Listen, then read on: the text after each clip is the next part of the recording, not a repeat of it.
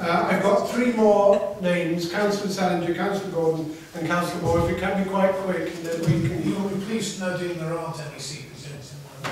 You haven't got any town centres, no? You don't have any town. You don't have any public buildings. It's very easy. The question that still gets raised with me, my residents who do use town centres, is this question of the only way of paying, realistic way of paying, is paying by phone. Now, I've been out and about in other parts of London in recent weeks, and indeed in other parts of the country. Almost everywhere has now adopted some form of paying by phone, which I think is inevitable that will become, in due course, very much the preferred method of payment. But in almost all of those places, the detail of how to pay by phone is on the side of the meters, where you can also pay in other ways by cash or by credit card. And just really, the first question is that under active consideration as an option? That's the first one. The second one, the report that came out from London councils last week. I was at the London site on Saturday and met there a woman who represents small businesses and small shopkeepers across, I think, London or across the country. And she said that London Council's report had been slagged off by her members as being totally inappropriate. Now, I haven't read all of it yet, so I'm not quite sure which bits are involved.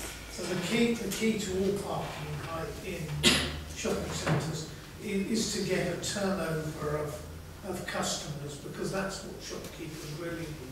And the worst enemies of that are in fact the shopkeepers themselves, where there aren't meters, because they, and other people who've got businesses themselves, because they park outside their own shops, and they're Wexford, Bramwell and other places. And they are the worst enemies of successful shopping centres, small successful. Could you bring it to?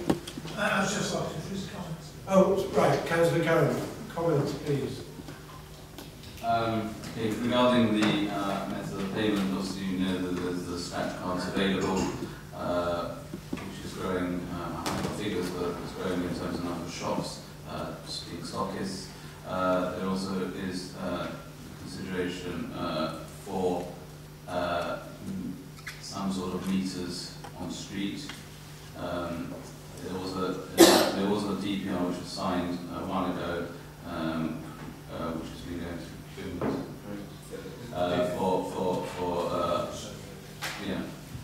procurement for meters within car parks originally.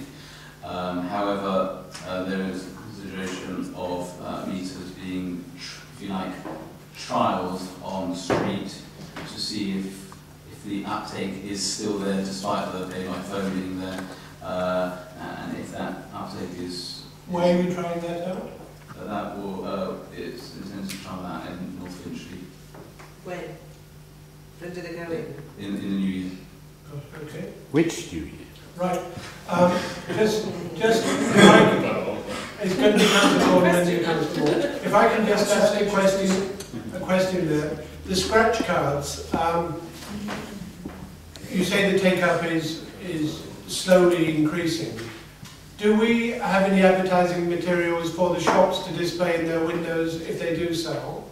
Yeah, there's a poster which shops can display in the window and a sticker as well, I think. But also, has been requested by some traders, is potentially that even like an A4 sheet is put up on the sign, a lamppost or whatever, or a sign to say your stock is for scratch cards are here. So, which will be laminated, etc. So that's what's been requested, and which. And is there anything that you would like we local councillors to do to increase the take-up of scratch cards?